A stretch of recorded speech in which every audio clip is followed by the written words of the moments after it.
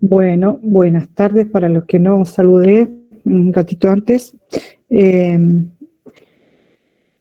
Gracias por estar en este último encuentro.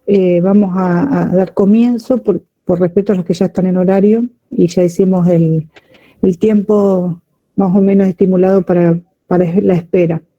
Así que le damos la bienvenida de nuevo a Gonzalo, a Zulma y decime que no me acuerdo, no quiero meter la pata. Lucas. Viste, iba a decir Matías, ya empezaba mal.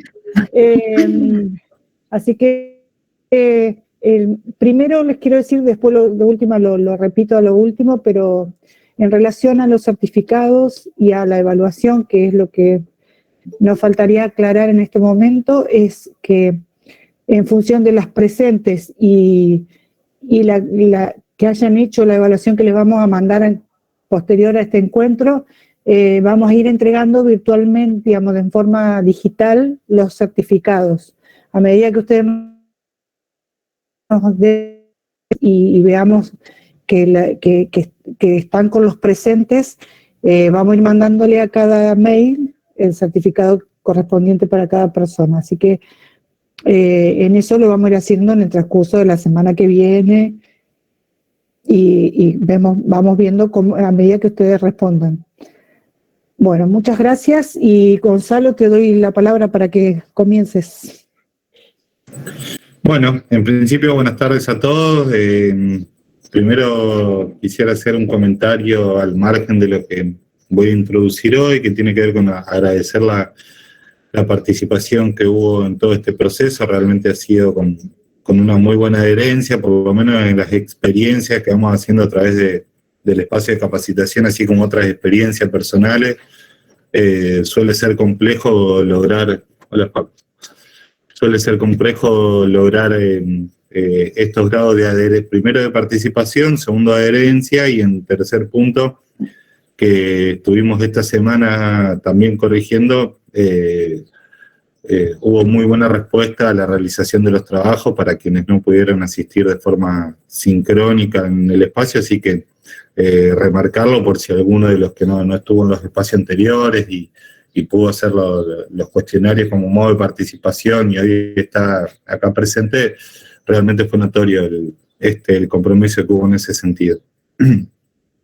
Segundo, principalmente, dentro del marco del proceso de capacitación que estamos haciendo, hoy es el cuarto encuentro y de cierre, vinculado con todo lo que tiene que ver con el desarrollo de un rol que a nosotros nos parece primordial, que es el de acompañamiento terapéutico dentro de lo que es la lógica de trabajo en red, entendiendo a como uno de los dispositivos de mayor eficiencia en términos de estrategias de abordaje para situaciones principalmente abordadas desde un marco ambulatorio.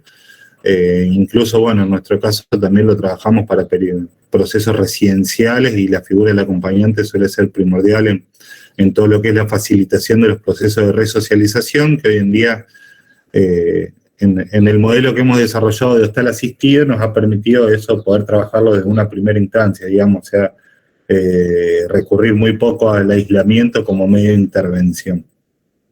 Y dentro de este marco, un poco lo que me comentaban dentro de las consultas que se han realizado a través de las diferentes vías de comunicación que tenemos, apareció en reiteradas ocasiones poder profundizar lo que significa la gestión en red como medio de abordaje, es decir, poder de alguna forma aclarar el marco conceptual de este término, poder desarrollarlo un poco más de lo que se hizo en la primera instancia, que fue de presentación de esta lógica de trabajo, y obviamente dejar abierto para continuar este proceso de consulta, de aprendizaje y de conocimiento mutuo que estamos haciendo a través de este escenario de capacitación.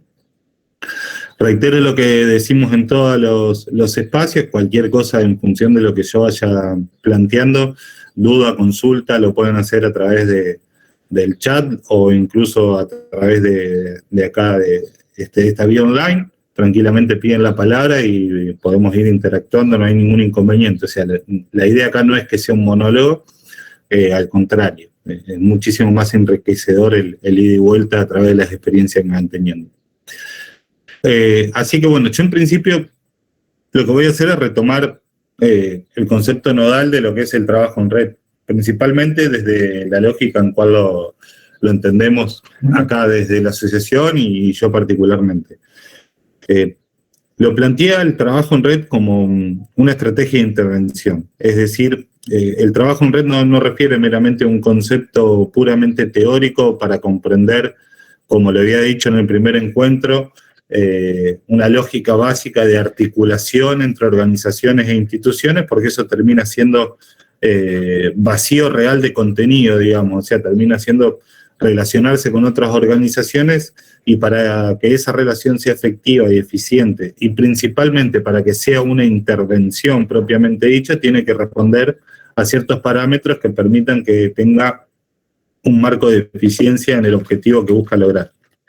Entonces, partiendo de esta base, yo el trabajo en red lo entiendo como una intervención que lo que busca o lo que nos permite es lograr una respuesta eficaz, eficiente, principalmente también multidimensional, es decir, que nos genera la alternativa de poder intervenir desde diferentes dimensiones que inevitablemente son las cuales comprenden a un ser humano, es decir, que no lo podemos ver desde una sola perspectiva, sino poder incorporar todas las variables que hacen a la vida de esa persona, y que esto es una situación real, es decir, hacemos el análisis, una valoración de una situación real de una persona, tratando de evaluar todas las dimensiones que los componen, que en el transcurso de estos espacios de formación hemos ido considerando variables individuales, variables contextuales, variables familiares, variables comunitarias. Hoy vamos a ver una variable más que hace a los modos de intervención, que es el acompañamiento, o sea, se inscribe dentro de lo que son las variables comunitarias, pero estaría de alguna manera profesionalizado o diagramado a través del equipo interviniente, y así podemos seguir construyendo o podemos seguir sumando toda una serie de dimensiones que hacen a las características de una persona, a las cuales ninguna de ellas podemos dejar afuera a la hora de realizar una estrategia o de diseñar una estrategia de intervención para una persona. Principalmente está atravesando una problemática vinculada con el consumo, producto que es inevitable que todas las dimensiones se vean afectadas de una manera directa o indirecta producto de la problemática. Así como también todas esas dimensiones se van a ver afectadas a la hora de intervenir. Lo que yo hago a nivel individual inevitablemente tiene un efecto secundario sobre el sistema familiar, por ejemplo. Justamente la semana pasada conversábamos con un terapeuta estratega o principalmente capacitado en todo lo que es la terapia de intervención familiar a nivel sistémica, y corroborábamos en diferentes situaciones y casos que las intervenciones individuales que se realizaban con algunos usuarios que participan de un tratamiento, por ejemplo, terminaban repercutiendo a nivel sistémico familiar.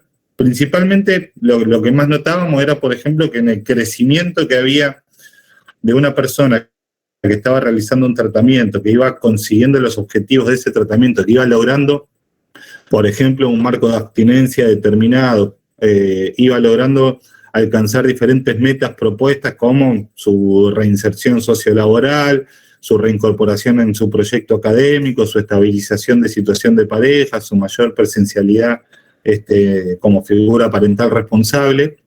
Ese crecimiento no se veía a modo de espejo a nivel familiar y muchas veces, sin que sea un acto consciente, existían diferentes comportamientos a nivel familiar que obstruían ese desarrollo de la persona. ¿Qué significa? Había, por ejemplo, actitudes de sobrecontrol por parte de la familia que terminaban siendo contraindicadores del proceso que iba llevando adelante esa persona. Empezaban a aparecer comportamientos codependientes de familiares directos. Codependientes básicamente se expresaban a través de que había una dificultad de un familiar en que el crecimiento de esta persona que estaba realizando un tratamiento no se debiera a su participación, o que no sea su responsabilidad, porque siempre había estado acostumbrado o acostumbrada a ser el encargado de cuidar, de resolver y de solventar todos los recursos para que esa persona pudiera avanzar en la vida.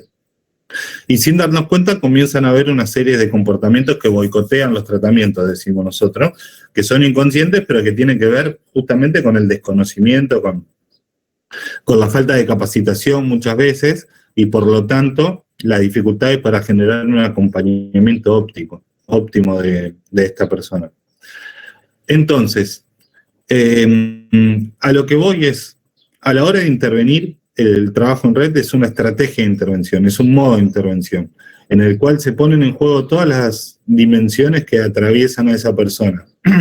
Y a diferencia de lo que sucede en otros casos, que uno las puede considerar a esas dimensiones, pero que no interviene, el trabajo en red nos permite diseñar una intervención conjunta con otras organizaciones, sean estas de índole privada, pública, estatales, u otro tipo de nomenclatura que pueda venir al caso de esta situación, en donde cada una de estas organizaciones de forma articulada genera una intervención, bien, pero que responde a una lógica en común con quienes está articulando.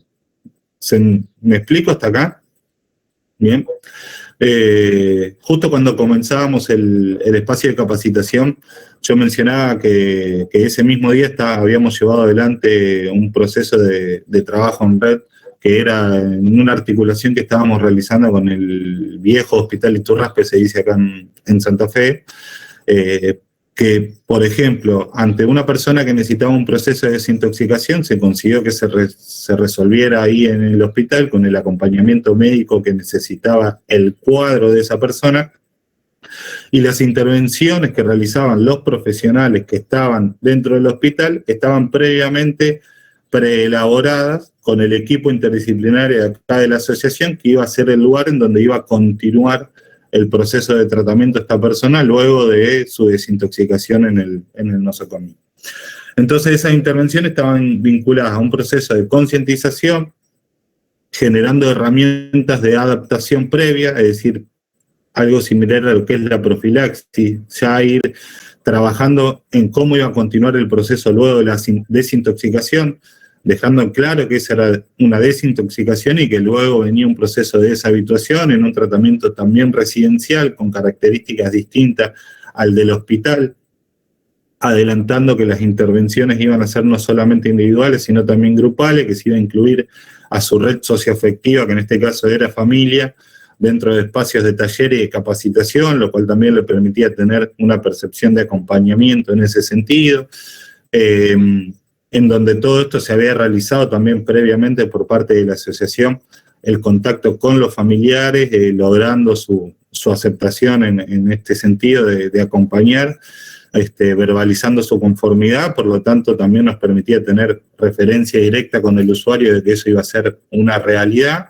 Obviamente todo esto lo que hizo fue generar mayores condiciones de capacidad de adaptabilidad de esa persona ante el cambio de dispositivo, es decir, pasar de esta internación principalmente clínica, que tiene unas características determinadas, a un hostal asistido, en donde la labor es muy distinta, tiene un horario para levantarse, tiene una estructura cotidiana, tiene intervención individual y grupal de forma cotidiana, tiene una serie de pautas normativas y de convivencia a comprometerse y a realmente llevar a cabo. Entonces eso nos daba la pauta de alguna manera de poder estar realizando realmente trabajo en red. Entonces, entendiendo el trabajo en red como esta intervención, que a través de la articulación de las diferentes organizaciones, lo que hacemos es lograr una respuesta de mayor eficiencia, siempre con un objetivo primordial que después lo podemos desglosar en objetivos particulares según las características de este usuario. Ese objetivo primordial es que buscamos el bienestar de la persona. ¿Me explico? Y después hay objetivos particulares que lo que hacen es, en función de ese objetivo generalizado y básico para nosotros a la hora de establecer trabajo en red, se desglosan una serie de objetivos particulares y específicos que tienen que ver con cómo vamos a hacer para buscar o para intentar lograr el bienestar de esta persona. Y ahí se fueron de alguna manera fueron emergiendo las diferentes alternativas que teníamos, como el trabajo con la familia, como la psicoeducación previa al ingreso al dispositivo de tratamiento residencial, como el proceso de concientización en cuanto a la problemática, que entendíamos que eran herramientas que iban a beneficiar el proceso posterior de adaptación en otro dispositivo y que por lo tanto iba a aumentar la probabilidad de adherencia al dispositivo y por lo tanto mayores probabilidades de éxito en el proceso que estábamos realizando. ¿Me explico hasta acá? Así paso a la segunda instancia. ¿No hay ninguna duda? A ver si veo que asienten. Estoy yendo medio rápido para darle después la palabra a Lucas y Zulma. Bien. Bueno, continúo entonces. Dentro de este marco de intervención, de estrategia de intervención, algo que mencionamos en el primer encuentro fue el concepto de gestión en red, que básicamente es el modo en el cual se lleva a cabo la intervención vinculada con el trabajo en red. Y justamente lo que constituye es un modelo de operación que llevamos adelante el conjunto de establecimientos y de servicios de salud, ya sean públicos, privados, comunitarios, en los diferentes niveles que existen de intervención. Creo que todos acá deben estar al tanto con los niveles de abordaje,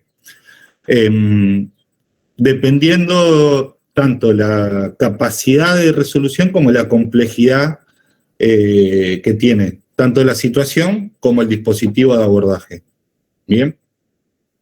Lo que hacemos es interrelacionar de alguna manera los procedimientos de cada una de esas organizaciones, los estilos de trabajo, los modos de trabajo que tienen, para lograr un tránsito de la persona en esas organizaciones que sea lo más fluido posible. ¿Bien? ¿Me explico? ¿Me expliqué acá? Bien, veo. Entonces ahora lo vamos a bajar un poco, la parte teórica la vamos a bajar a la realidad. ¿Qué significa esto? Por ejemplo, la lógica de trabajo del hospital con la lógica de trabajo de la asociación, en este caso, son distintas. El hospital principalmente lo hizo de un cuadro médico y clínico en donde se concentró en poder abordar toda la serie de sintomatología que presentaba esta persona, evaluando riesgos tanto psiquiátricos como orgánicos, y generando una intervención principalmente, por un lado residencial, es decir, de contención a través de la residencia en el lugar, y en segunda instancia y no menor, farmacológica, tanto del lugar de lo clínico como del lugar de lo psiquiátrico, para poder llevar a cabo un proceso de estabilización y de compensación de un cuadro que en este caso presentaba características de riesgo como ideación de ruina, es decir, intentos o acting out vinculados con la autoagresión, con la manifestación de pensamientos de tipo suicidas, lo cual inevitablemente llevaba a tener que realizar una evaluación profunda de la situación, y como yo siempre lo digo, sin la posibilidad de escatimar en riesgo en este sentido, es decir, no podemos valorar hasta qué punto el riesgo es real o no, por lo tanto tenemos que tomar una intervención previa que disminuya el riesgo que pueda estar existiendo para en ese transcurso hacer una evaluación real de qué riesgo de vida había. Bien, esa evaluación de riesgo la hicimos en conjunto con el hospital. Teniendo en consideración la evolución que había tenido la persona, la compensación inmediata, la adherencia que había tenido a los cuadros farmacológicos que se habían presentado, el descarte de cuadros clínicos que pudieran llevar también algún tipo de dificultad en la persona, y como última instancia una evaluación en conjunto entre los diferentes profesionales y no profesionales que habían intervenido de alguna manera en el caso, atribuyendo su experiencia en el criterio que iban estableciendo en cuanto al nivel de riesgo que presentaba. Eso permitió que en conjunto se pudiera tomar una decisión de dos cuestiones básicas. Primero, de que era viable continuar con otro tipo de dispositivo que no sea el de internación psiquiátrica, y segundo, establecer un tiempo determinado en función de que se sostenga la evolución que venía sosteniendo o que venía desarrollando esa persona. Entonces, lo que logramos ahí es establecer un procedimiento, un modo de abordaje en conjunto que responda a los criterios de ambas organizaciones, estableciendo a partir de ahí un solo criterio en común. Es decir, llegamos a lograr un criterio único que básicamente nos permitía entender que en caso de sostenerse la evolución que venía sosteniendo, de no presentarse ningún otro tipo de emergente que vaya en contra del pronóstico que teníamos, en determinada cantidad de tiempo entendíamos que estábamos en condiciones de generar un cambio dispositivo y por lo tanto se diseñó la estrategia de abordaje en función de ese criterio en conjunto. ¿Me expliqué bien hasta acá? Bien. Entonces, de alguna manera yo lo que planteé es que, por lo menos así lo entiendo desde mi posición y la experiencia que vamos haciendo, yo concluyo que tenemos 4 elementos fundamentales para desarrollar en lo que significa, sobre todo la gestión en red, que es el modo de operar el trabajo en red como intervención. Y para mí lo principal es la estrategia permanente, es decir, no hay posibilidad de gestionar en red si uno no tiene una estrategia. Yendo al concepto básico de estrategia, es decir, qué es lo que quiero lograr y cómo estoy pensando que lo voy a lograr.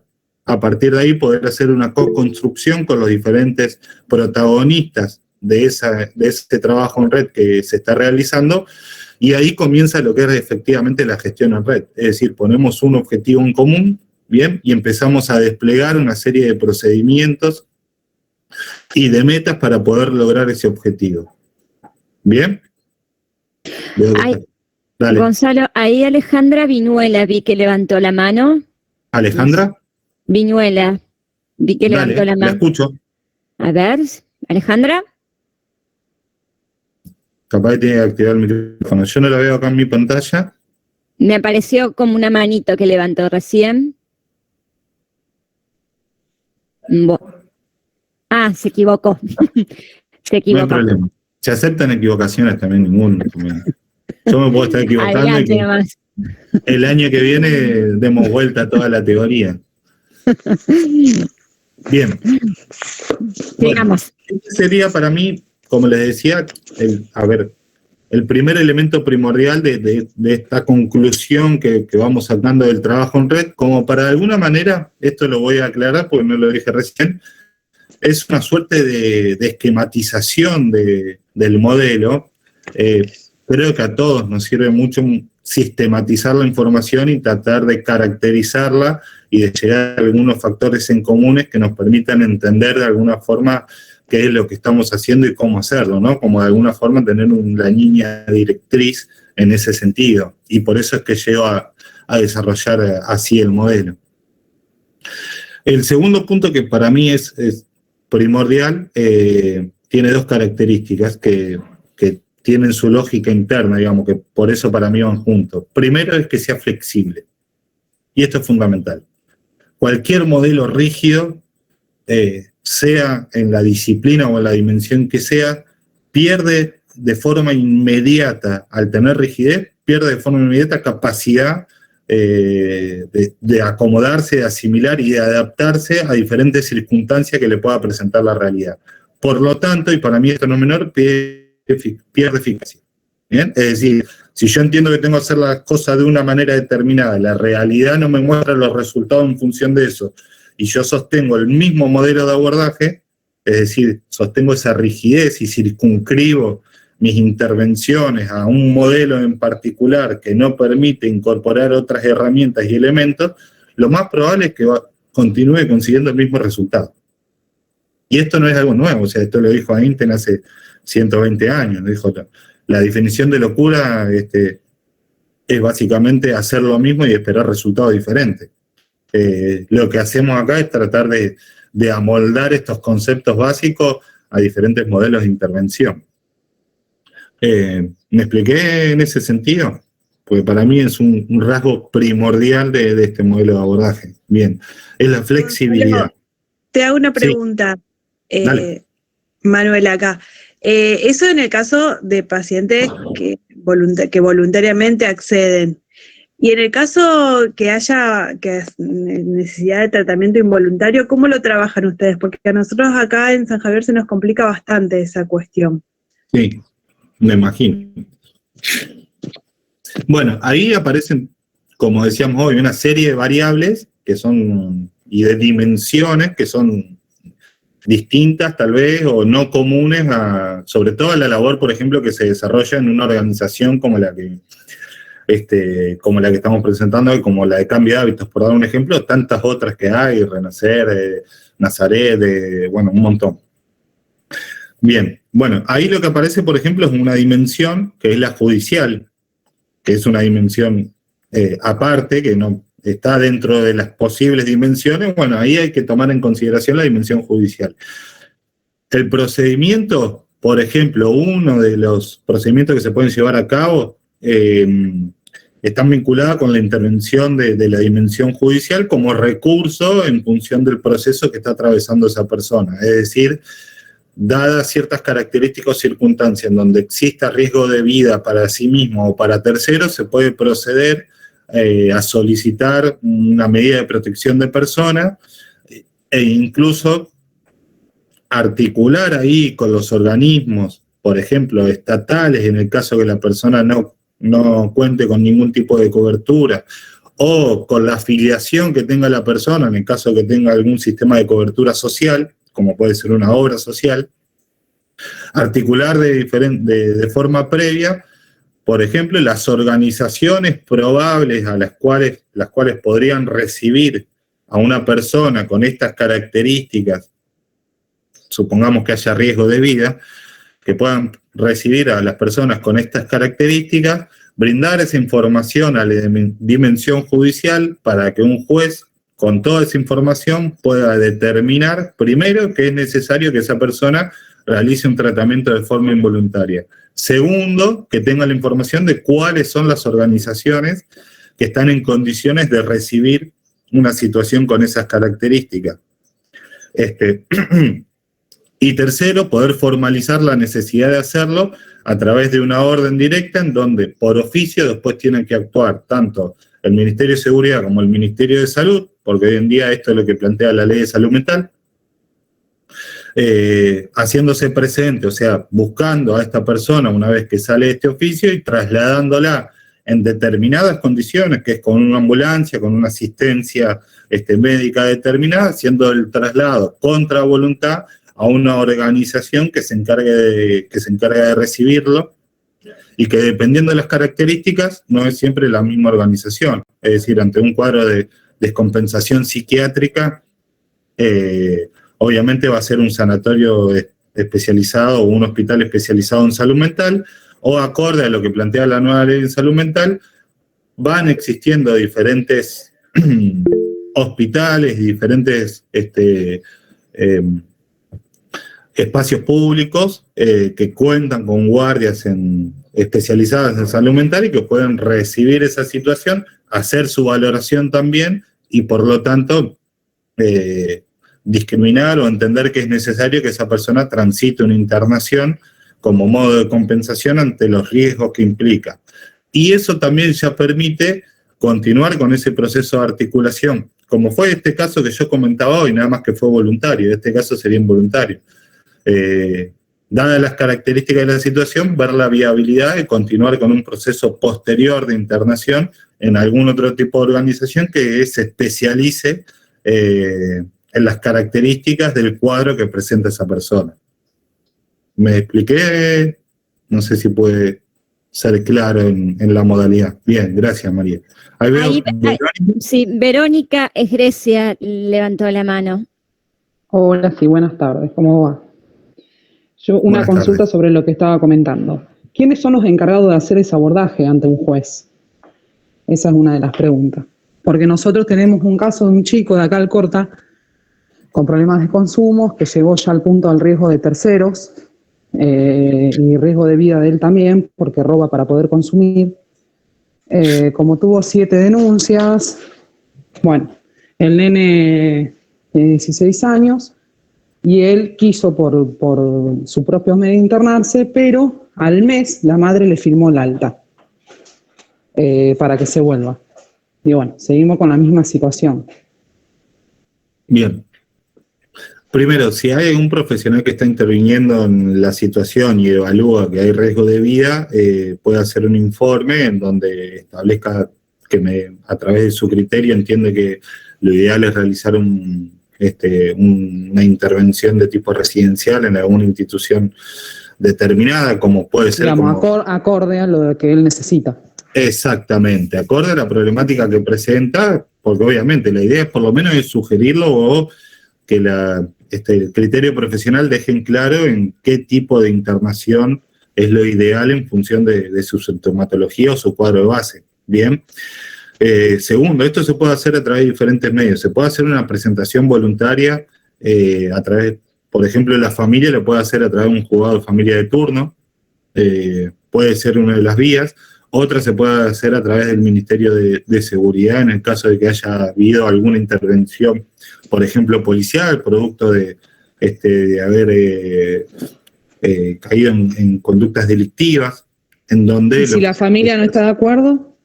Porque la familia firmó el alta. Bueno, ahí es totalmente necesario que haya un profesional interviniente que plantee que su criterio...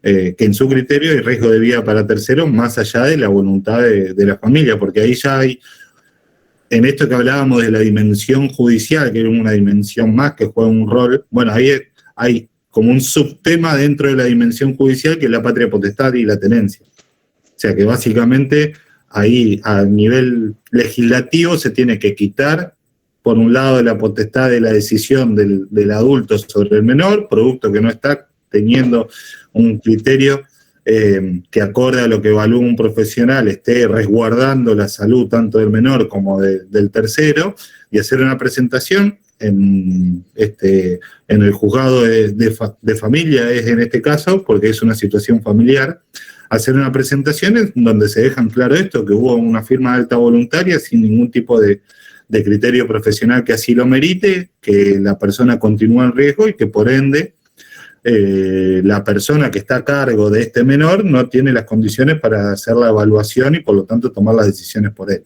Esto antes se denominaba curatela e incluso se puede de alguna manera hacer un desplazamiento de esa responsabilidad, por ejemplo, pueda tener la madre hacia otra persona de la familia, que puede ser el padre, un hermano que sea mayor de edad, un tío, digo lo que sucede normalmente, hacia otra persona de la familia que sí reúne esas condiciones de criterio para que esa persona pase a tener, de alguna forma, la patria potestad sobre las decisiones vinculadas con ese menor. E incluso el día de mañana, en el caso de que esta medida, hoy en día son medidas de protección de personas, pero en el caso de que esta medida de curatela permanezca, por ejemplo, si esa persona empieza a trabajar hasta que esa medida de curatela no se levanta, esa persona queda a cargo de la administración de los bienes de esa persona, y bueno, y se sostienen todas las medidas restrictivas de alguna manera, en donde las decisiones están supeditadas a quien tenga el poder de la curatela hasta que se levante a través de una medida judicial exclusivamente. ¿Me expliqué? Sí, muchas gracias. No, sí, por favor, y agregaría una cuestión que por lo que trae Verónica la consulta, que bueno, en esta situación puntual es un menor de edad. Entonces, más allá de la evaluación puntual que puede hacer el equipo de salud que reciba esta situación y que evalúa la situación de riesgo, y por eso indicar la internación involuntaria, digamos, lo importante que ese equipo del hospital articule y coordine con el equipo del local de niñez o con la Secretaría de Niñez, ¿sí? Porque acá tiene que haber una articulación conjunta entre los dos dispositivos para determinar una internación involuntaria. Más allá de que la evaluación la hace salud, tiene que estar en coordinación con la Secretaría de Niñez o con el equipo local de niñez. Eso quería agregar. Bien. Nada más. Ah, listo, genial, perfecto. Bueno, yo por ahí en los términos de procedimientos estatales particularmente desconozco mucho, pero bueno, buenísima la aclaración. Le agradezco. Excelente. Eso sería gestión en red. Eso es, o sea, llevar a cabo ese procedimiento es la lógica de trabajo en red, y hacerlo básicamente sería la gestión en red, en donde en todo caso supongamos que salud y niñez generen lo ideal, estamos hablando acá de lo ideal, un documento en conjunto en donde todos los intervinientes entienden estas dos cosas. Primero, que el menor necesita una intervención inmediata de compensación del cuadro, y segundo, la sugerencia de que quien está a cargo de su tutoría legal no está en condiciones de tomar las decisiones y por lo tanto quitarle la posibilidad, por ejemplo, de firmarle una alta de una institución como resguardo de la propia salud del menor y de terceros, producto de sí, yo creo que el problema es la comunicación entre profesionales, más acá en Alcorta. Sí. No se trabaja en conjunto. Entonces, en principio es falla. complejo. Por eso yo lo planteaba, el primer encuentro, lo primero que les planteé, les dije, el trabajo en red comienza para adentro. No podemos plantear ningún tipo de labor vinculada con la gestión en red si esa lógica la estamos llevando a cabo de forma interna. Y después ir transmitiéndola para que en las otras organizaciones también se establezca este formato de abordaje, y recién ahí es más probable que pueda existir esta pseudo-utopía que es la gestión en red, pero que se logra. Incluso este caso que yo les mencionaba del Hospital Iturraspe, el otro día nos lo pidieron para modo de ejemplo de cómo llevar a cabo el procedimiento de gestión en red. ¿Bien? Sí, otra consulta. Perdón, pero la última. Tocar. Bueno, dale, Verónica, decí. Sí, discúlpame. No, ¿hay algún documento, algo que diga eso para poder presentarlo como fundamento ante niñez y ante los profesionales de salud? Es que creo que eso es la construcción. El documento es presentar la construcción del suceso, digamos. A ver, yo pensaba, el juez no decide desde la nada, el juez decide con los argumentos que tiene sobre la mesa. Entonces dice si va para un lado, si va para el otro. Entonces, en la eficacia y en la eficiencia que trabajemos los profesionales en conjunto para mejorar la situación de esa persona o de ese niño, es lo que va a considerar y lo que va a dar a esto.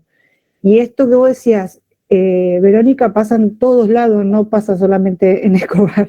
Es lo que más nos cuesta, digamos, en Alcorta, perdón. El documento sería la ley de salud mental. Claro, eso te iba a decir, las leyes son los documentos y después tenemos que plasmar eso que está escrito como una ley en la realidad de lo que está pasando.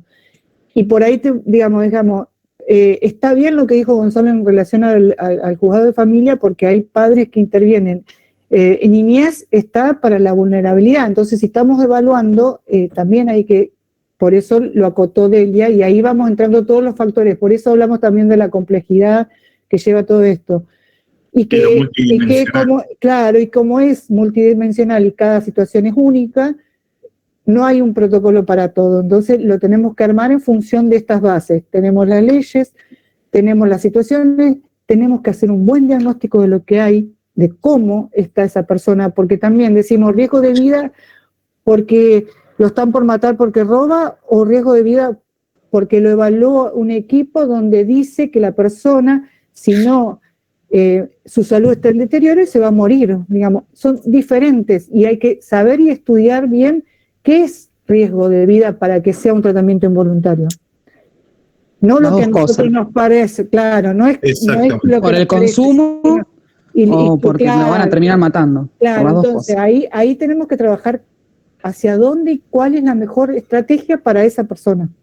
¿Me entendés, Verónica? Entonces, y que el juez se va a tener a la ley. Y si nosotros no sabemos argumentar que eso está fuera o dentro de esa ley, y ahí está lo difícil, digamos.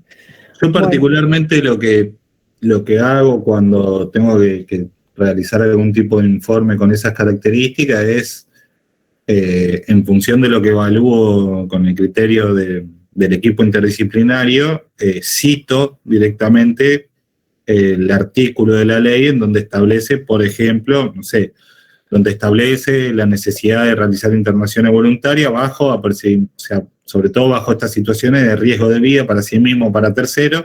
Entonces, prácticamente lo que hago es informar que evalúo que eso que me está diciendo la ley es lo que estoy observando como profesional. ¿Me explico? De alguna manera para intentar facilitar de alguna forma ese proceso y también como un ejercicio personal que nos permite ir trabajando acorde a lo que nos plantea la normativa vigente, que eso es fundamental. Intentamos acoplarnos a la normativa vigente más allá de los criterios individuales, porque si no reina la opinión personal, digamos. Claro, lo que digo yo, lo que vos decís, y exactamente. Entonces, decir, bueno, la ley nos dice... Mientras no nos pongamos de acuerdo en unificar y hacer una estrategia en común, más fuerza va a tener lo que queramos hacer en favor de la persona. O en contra, a veces o en contra también. El concepto de gestión. Claro. Perdón, voy a hacer la mala película, pero son las 3:10. Bueno, cierro entonces así. Si no, no se prolonga muchísimo y este tema de la judicialización y todo es un tema, a lo mejor habría que plantearnos, en la evaluación vamos a poner a lo mejor un conversatorio, algo bien específico sobre esta que estaba planteando Verónica, que es muy difícil, y lo digo también desde la realidad que hemos vivido siempre, digamos, de los que hemos tenido experiencia en territorio, es muy difícil esta parte, digamos. Sin duda. Bueno, creo que sí, es un espacio que amerita a que se trabaje por sí mismo, digamos, por sí solo, y no incluir nada más. Bueno, yo le había mencionado 4 conceptos fundamentales y lo voy a cerrar con los 2 que me faltan, que van muy de la mano también, pero que siempre hacen sobre todo esto, a tenerlos presentes a la hora de pensar lo que es la gestión en red. El tercer punto es...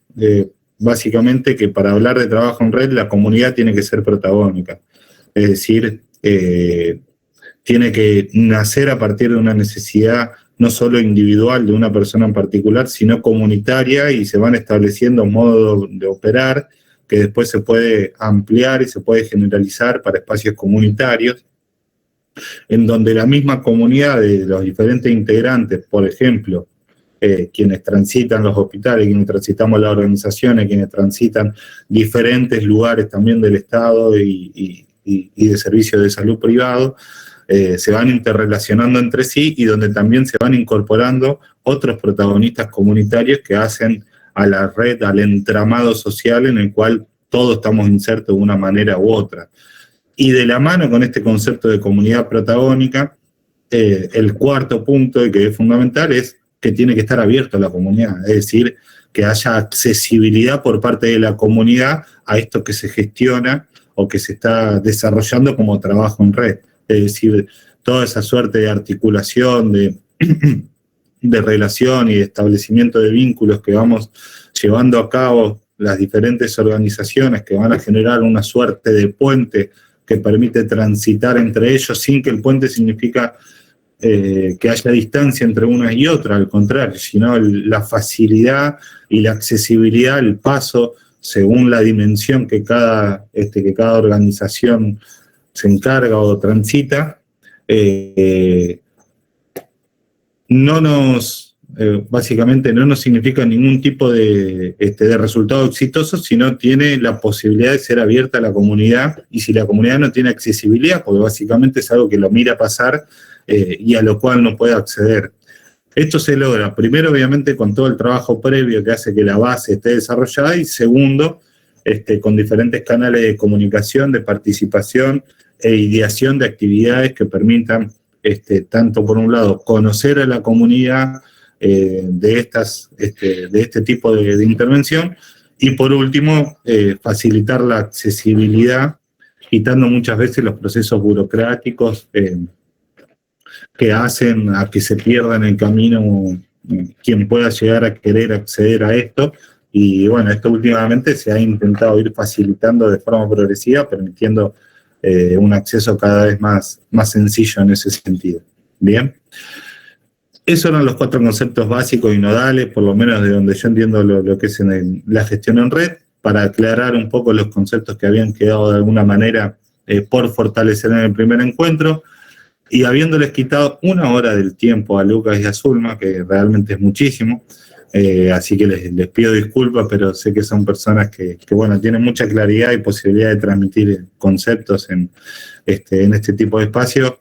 Por un lado les pido disculpas, hacía falta aclararlo y cerrar este proceso, y segundo, les cedo la palabra para que sé que van a trabajar continuando con este marco que venimos trabajando, así que los dejo con ellos que se van a abocar y van a puntualizar más lo que está vinculado con el rol del acompañante, que como decíamos hoy, es un rol fundamental a la hora de entender el trabajo en red desde sus diferentes conceptos.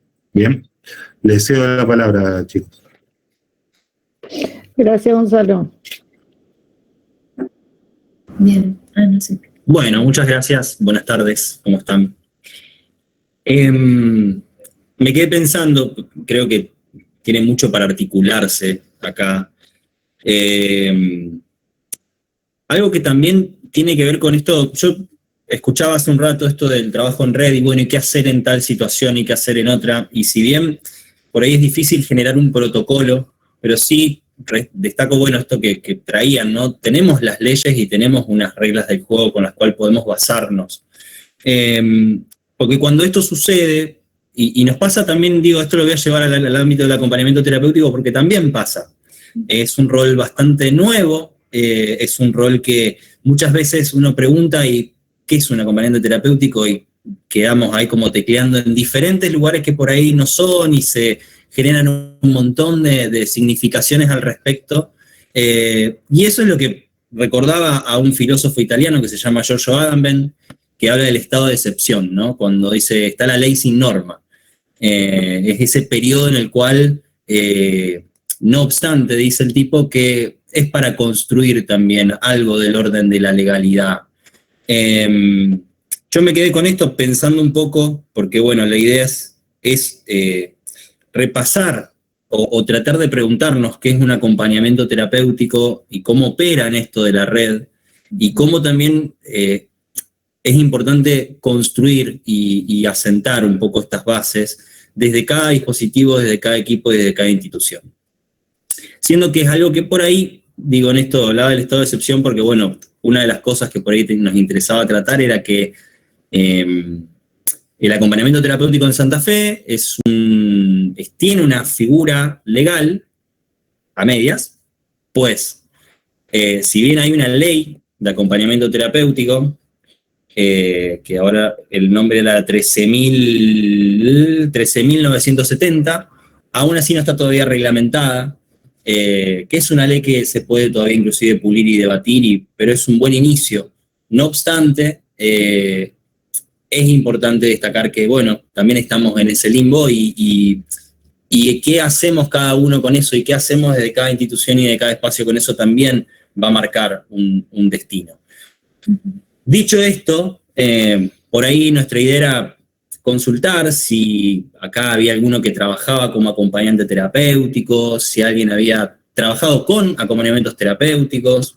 Sé que por ahí aparecen otros nombres como acompañamiento personalizado, acompañante par, a veces aparece esto bueno, las figuras de roles de convivenciales también, ¿no? Son uno de los espacios que si bien no es un acompañamiento terapéutico en sí, pero tienen bastantes cosas que se pueden decir e hilvanar con esta idea. Yo no sé si quieren por ahí contestar en el chat, podemos hacerlo para ir trayendo. Esa es una tarea. Y la segunda que le queríamos pedir era, si ustedes vinieron a este espacio por ahí con la idea de que íbamos a trabajar el acompañamiento terapéutico, ¿qué preguntas o cosas ya de antemano traían, si es que traían alguna? Entonces, para ver si en esta hora que nos queda podemos ir charlando un poco sobre esto.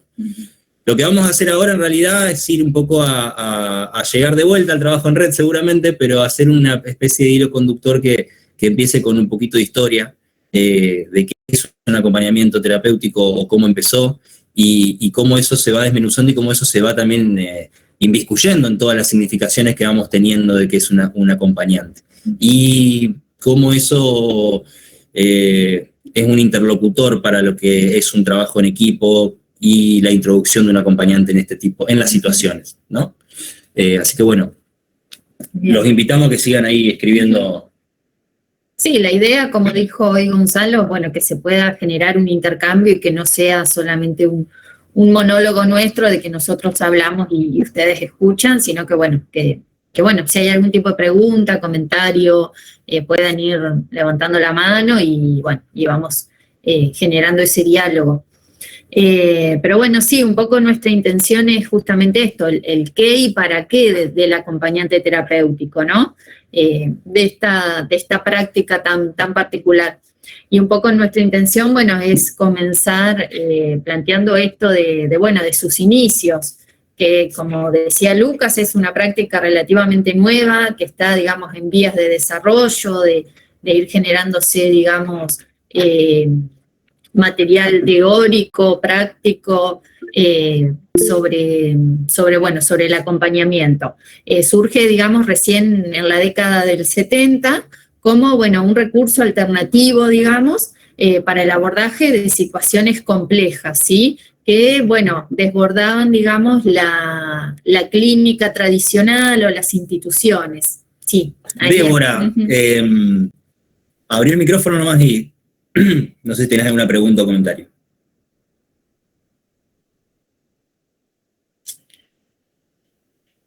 A ver. ¿Nos escuchás, Débora? ¿Débora? Sí, a ver. Sí, hola, ¿ahí? Ahí está. Sí. ¿Qué tal? Perdón, no había abierto el micrófono.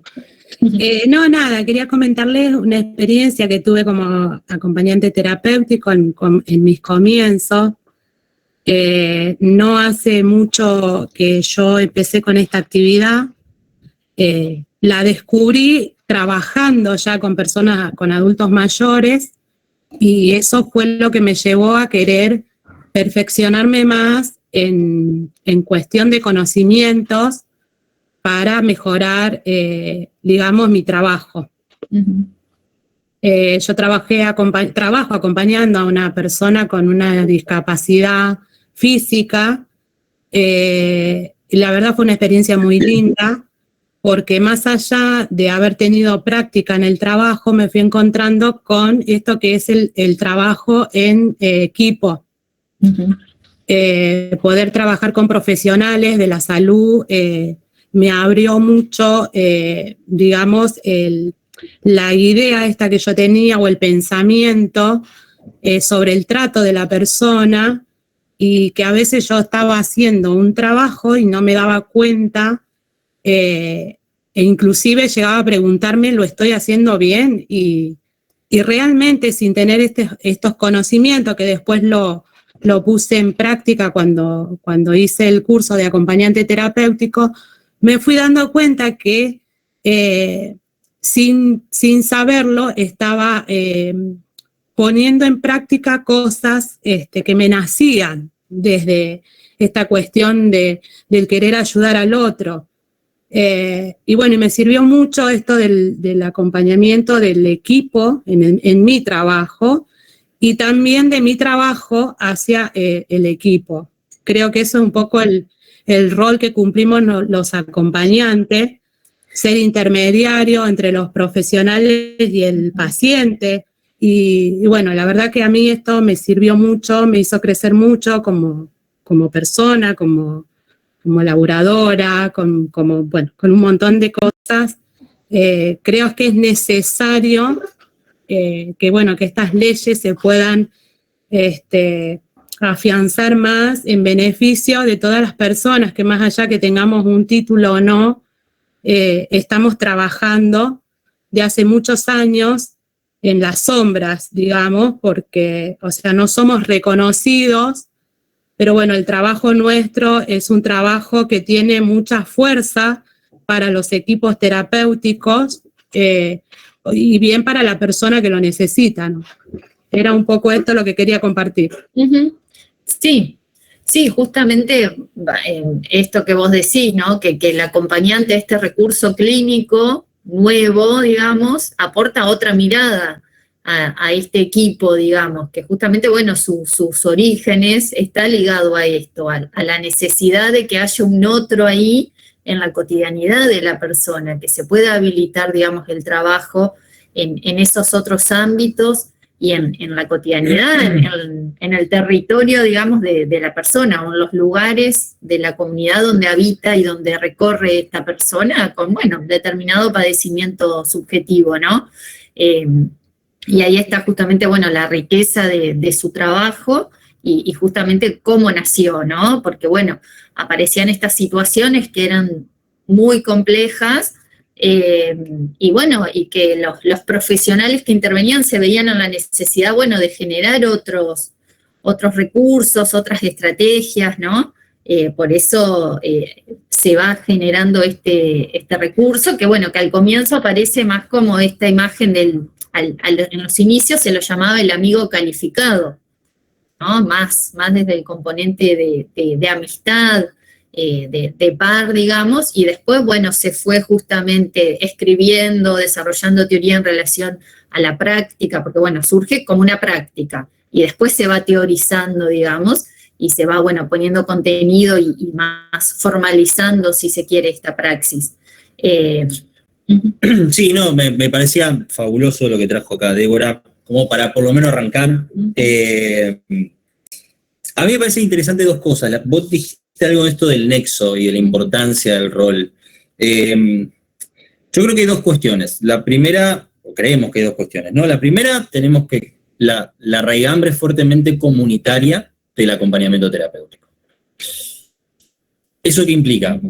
Cuando nace es por toda una influencia desmanicomializadora, que viene por influencias de Europa, tenemos Italia, Francia, Estados Unidos, con toda una marcada psicología dinámica, la impronta sociocomunitaria, romper con la lógica asilar, exactamente, y el encierro, y que no sea un método de intervención privilegiado encerrar a alguien con padecimiento subjetivo.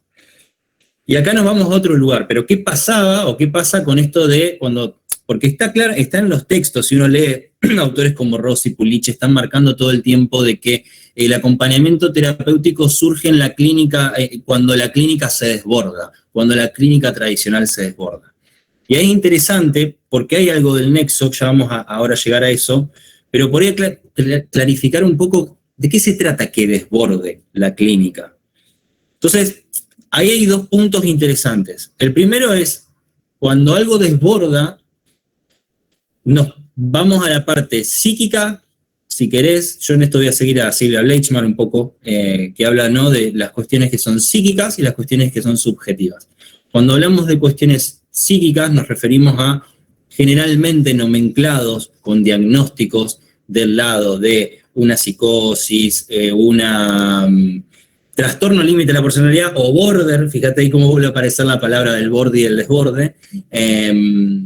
Bueno, dentro de las clínicas de los bordes tenemos bulimia, anorexia, adicciones, entra infinidad de diagnósticos. Me interesa eso, me parece que es importante marcarlo porque son esas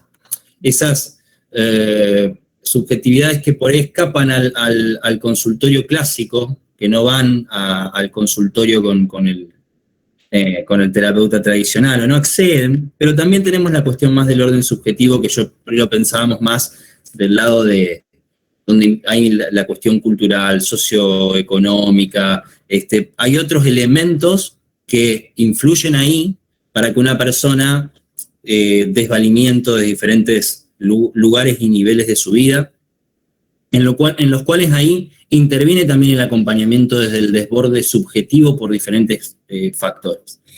Y en ese punto ahí es donde creo que podemos pensar cómo se introduce esto de acompañar terapéuticamente a alguien en este sentido. La apuesta, yo por ahí, para titular un poco y hacerlo como más general, como los graphs que ponen abajo, se me ocurría esto de pensar el acompañamiento terapéutico como una apuesta por la clínica en lo cotidiano. Ese sería como el punto central del acompañamiento terapéutico, o es algo por lo menos que a mí hoy me preocupa más que otras cuestiones que hacen a la práctica. ¿Por qué digo clínica?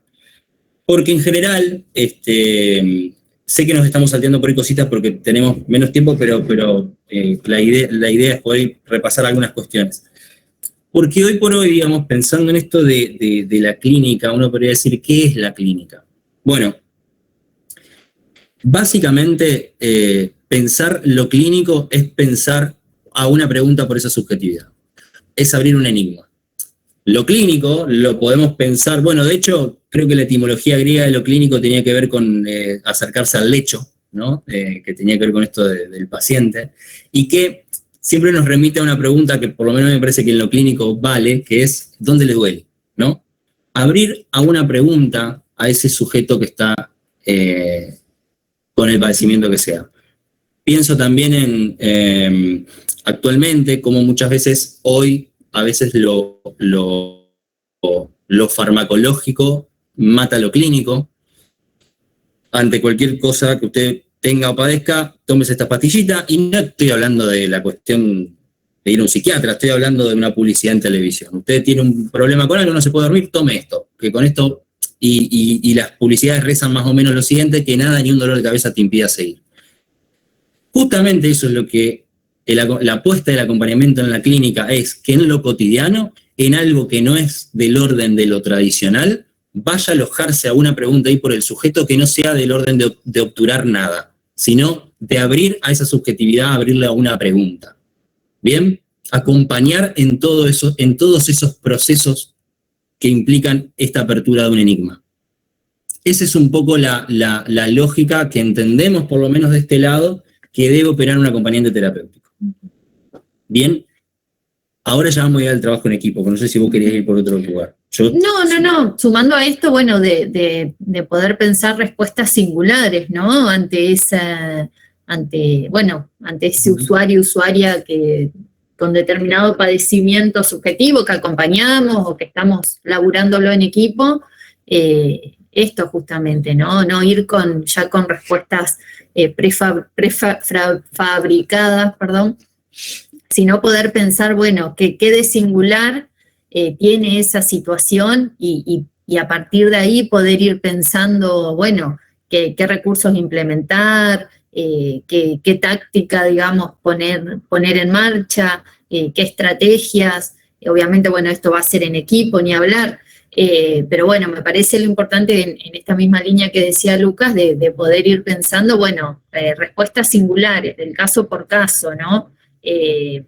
O poder, bueno, en estos objetivos que por ahí plantea el equipo, que por ahí suelen ser también como muy amplios o más o menos para todos igual, dentro de eso, digamos, bueno, qué recovecos ir encontrando en la singularidad de la situación para ir, digamos, creando junto con el usuario o la usuaria, bueno, esto, que sea como adaptado, no me gusta la palabra adaptado, pero construido en relación a esa singularidad, ¿no?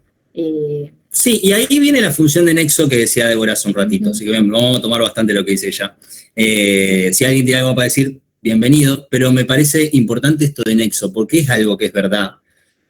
En donde el acompañante muchas veces es el que lleva la voz y el voto del usuario, ¿no?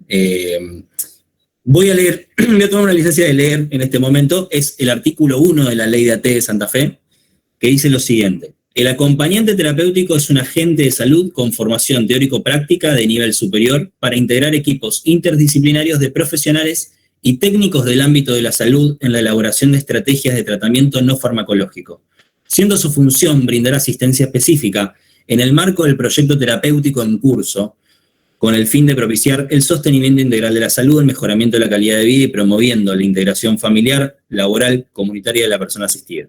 La actividad del acompañante terapéutico incluye docencia de grado y posgrado y tareas sanitarias, sociales, educativas y comunitarias.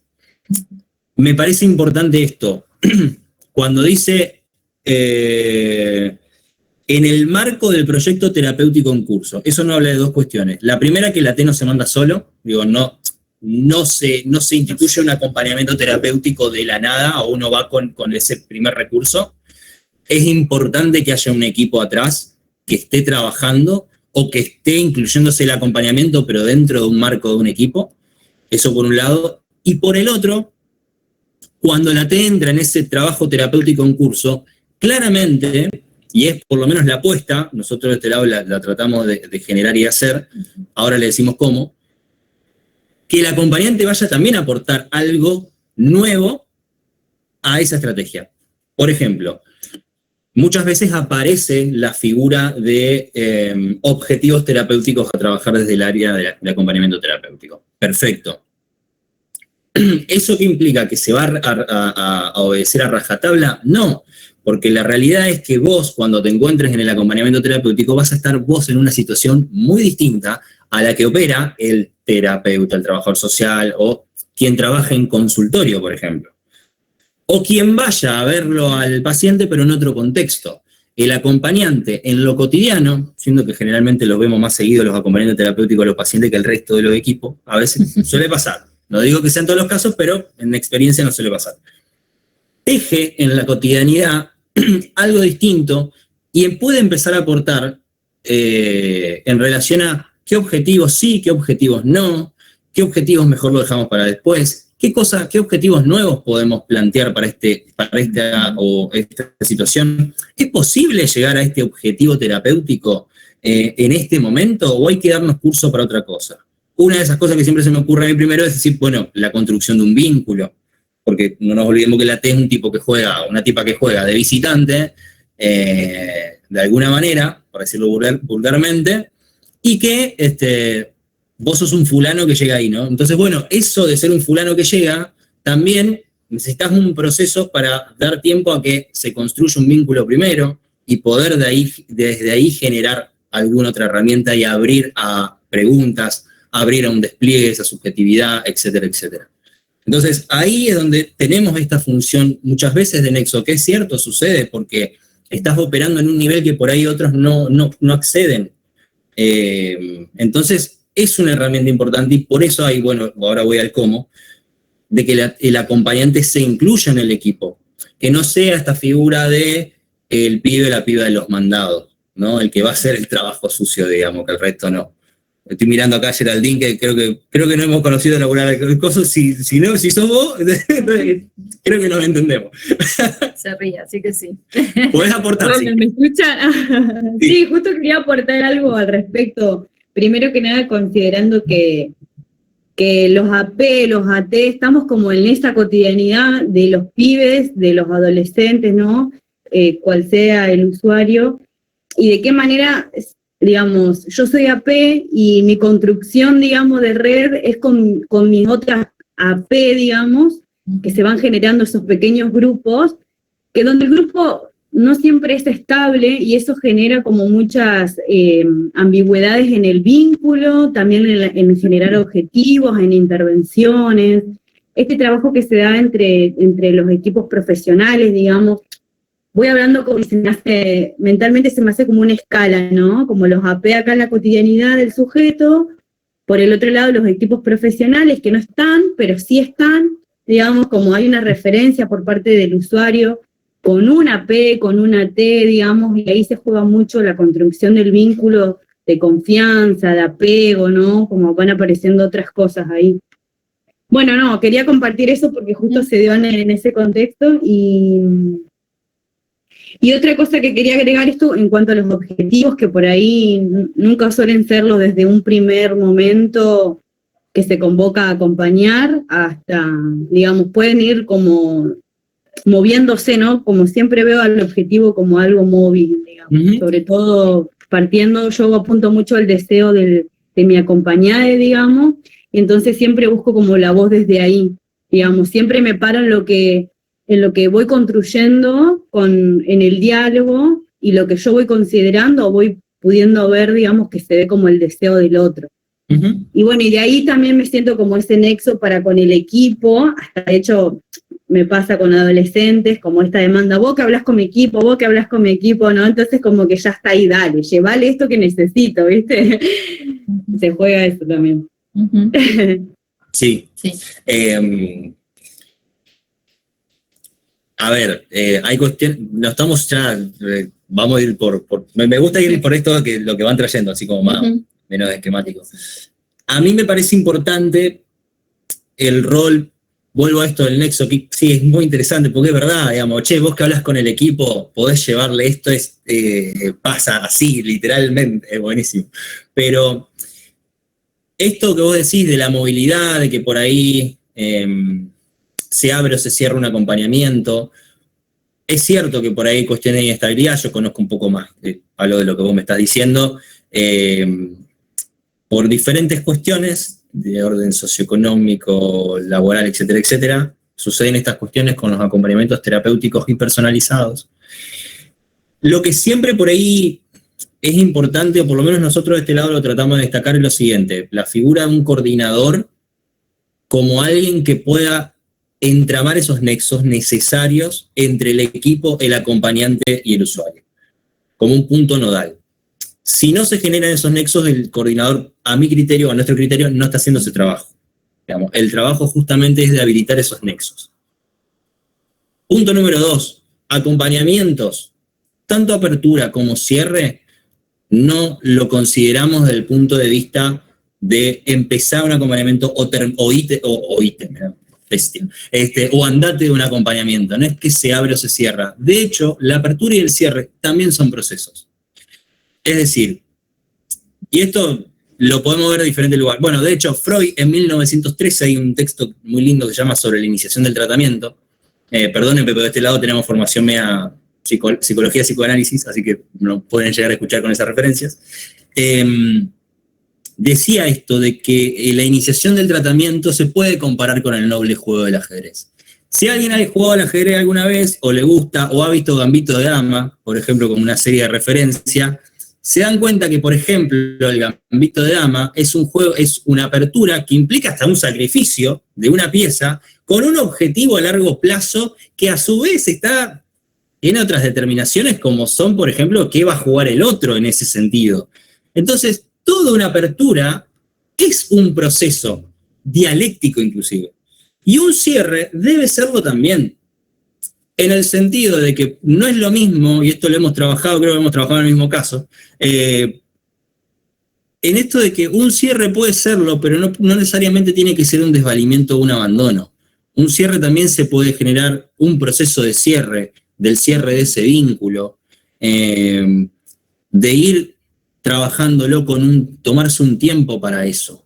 No entendemos en ese sentido que tanto un acompañamiento en la apertura o en el cierre se deben jugar como procesos y eso tiene tiempos que no necesariamente son cronológicos.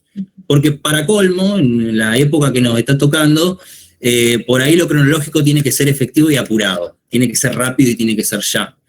Por eso la idea, siempre nos posicionamos en trabajar con tiempos lógicos, tanto dentro del equipo como con estos nexos, como con el paciente a trabajar.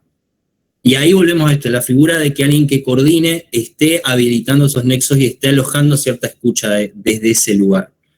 No sé si vos querías agregar algo. No. Sí, coincido, digamos, con esto y sí, que se ha trabajado también, bueno, el inicio, la apertura de este acompañamiento, ¿no? Para que también, digamos, el acompañante tenga cierto encuadre, como se suele llamar, para que haya cierta cuestión ahí, que bueno, que el encuadre pueda contener en cierto modo también al acompañante y no quede engrampado por ahí en lugares que suelen ser bastante complicados cuando uno está en situación, en territorio, en la casa del usuario con la familia del usuario, por ejemplo, ¿no? Quien haya hecho un acompañamiento en territorio seguramente tendrá varios ejemplos. Pero bueno, digo, esto del encuadre al inicio del acompañamiento también es sumamente importante porque funciona a modo de contención y de herramienta también para el acompañante. Como algo que, bueno, sí, que orienta y contiene la función entre ciertos parámetros. Si bien sabemos que el recurso del acompañante es bastante flexible y se puede adaptar, digamos, a distintas y múltiples situaciones, pero bueno, tener cierto encuadre creo que al acompañante lo ayuda y le sirve. Y al acompañado también, porque digo, cuando hablamos de los casos que desbordan la clínica tradicional, muchas veces son casos en los cuales hay una profunda historia de desvalimiento, tanto a nivel afectivo, psicológico, ambiental, económico, de lo que vos te imagines, que son los casos por los que transitamos muchas veces. Entonces, abrir y cerrar y meter y sacar a alguien como si fuese una mera ficha, realmente es sumarle otro abandono más, otro desvalimiento más. Entonces ahí es donde se apuesta por una construcción y con esto digo la voz y el voto del usuario también en algún lugar. Porque si no es como que estás haciendo algo que se termina mordiendo la cola al final. A eso voy un poco. Bueno, ¿estamos? No, estamos. Sí. 23. Sí, y en esto también de que la apuesta del acompañante sea desde un lugar de un otro no anónimo, dicen algunos autores, ¿no? Esto, bueno, como decía Geraldine, bueno, de apostar, de ver ahí un sujeto deseante, un sujeto con proyectos, con ganas de algo, bueno, y no reducirlo a no sé, un diagnóstico, o simplemente a una cosa, ¿no? Sino poder darle ese lugar de sujeto y bueno, y poder ir construyendo ahí desde esa singularidad. Es sumamente importante. Bien. No sé si hay alguna pregunta, algún comentario sí. con respecto a esto que Nos venimos vendría muy charlando. bien. Silvana Galeano levantó la mano. Hola, buenas tardes. Soy Silvana de Monque. Más que nada una pregunta. Cuando la persona porque el ser humano es como una persona, como un objeto de acostumbramiento. Cuando la persona se empieza a acostumbrar y se vuelve muy dependiente, ¿qué actuar y qué hacer en ese caso? Porque a mí me ha tocado por ahí de ser acompañante y por ahí se van acostumbrando, pero por ahí ya van sobrepasando los límites, es decir, llamarse, preguntar o decir necesito que venga o necesito esto. Es decir, qué actuar en ese caso, porque muchas veces la persona cuando transita diferentes problemáticas y vos siempre estás, cumplí un rol fundamental para ello, pero también se vuelven como acostumbrándose tanto, y en ese caso creo que también es un poco de que ellos se van acostumbrando a vos y también les juegan contra eso. ¿Cómo actuar en ese caso? Una pregunta más que nada. Silvana, déjalo abierto, porque me gustaría preguntarte también un par de cosas para jugar un poco con esto. Vos cuando decís esto del acostumbramiento, ¿queda enmarcado o encallado en tu figura y hay otros actores que jueguen ese papel o es solo el tuyo? Porque, a ver, te doy un caso, hace bastante que me había pasado. Por ejemplo, una mujer que continuamente está sola, si yo voy más que nada en parte de trabajar y también de estar y acompañar. Y se empieza a volver como de acostumbrarse. Por ejemplo, yo tengo una cierta cantidad de días, ¿no es cierto? Date como un ejemplo. Y cuando empezaba la primera semana re bien, la segunda semana, por ejemplo, martes no iba y martes me llamaba por teléfono y me decía, ¿estás? Él me dice, necesito que venga o que pases a verme cómo está. Viste, como que empieza a sobrepasar en tiempo y horario, porque ¿qué pasa? Es como que se acostumbra. Por ahí vos lo querés corregir, mirá, es decir, yo voy tal y tal día, yo te escucho, estoy con vos, pero también los días que no voy estoy en mi casa porque tengo muchas cosas que hacer. Pero por ahí no lo entiende. ¿Por qué? Porque se empiezan a acostumbrar, se acostumbran tanto al estar o a que la escuche, es como que si se vuelve como una adicción, digo yo, más que, no sé, yo sé que también le influye muchas otras cosas. En el caso de ella estaba sola, no tenía nadie con quien charlar y muchos otros factores que tampoco nos acompañaban, pero bueno, muchas veces pasa eso, no solo como en mi caso mío que me pasó una señora mayor, sino también con los jóvenes, que por ahí, viste, vos lo aconsejás y está, y ellos sienten tan bien que por ahí vienen un ratito, por ahí vienen otra vez, y por ahí semana. Entonces llega un momento que como que se mezclan un poquito, y bueno, por eso digo el tema de que creo de mi punto de vista que el ser humano es como que se acostumbra enseguida y adopta ese rol de, bueno, y por más y más y más, y por ahí también a uno es como también como que no sabe qué hacer en ese momento. Por eso digo, más que nada una pregunta. Bien. Sí. Abriste a un montón. Sí, a mí se me fueron ocurriendo un montón de cosas para ir relacionando. Para titularlo, diría, son los avatares del acompañamiento en lo cotidiano de la T, ¿no?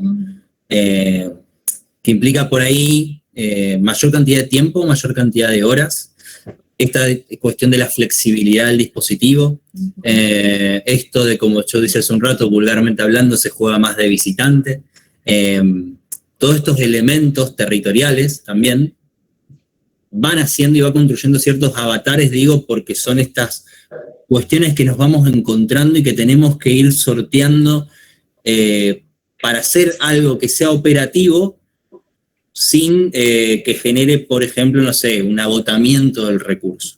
Claro. Es muy importante acá, y eso también sucede, y es importante verlo y trabajarlo, que la T no sea un elemento de consumo, no sea un elemento de consumo de la T, sino que sea como objeto, digo, ¿no? De consumo, sino que sea un espacio delimitado, un espacio que por más que tenga flexibilidad, tenga también ciertos momentos de distancia. Para eso se me ocurre, como primera medida, la importancia del laburo en equipo, la importancia de laburar y de poder llevar este tipo de asuntos al equipo con el que uno esté referenciado trabajando. A veces, no sé, puede ser el psicólogo, el psiquiatra, el trabajador social, el terapeuta ocupacional.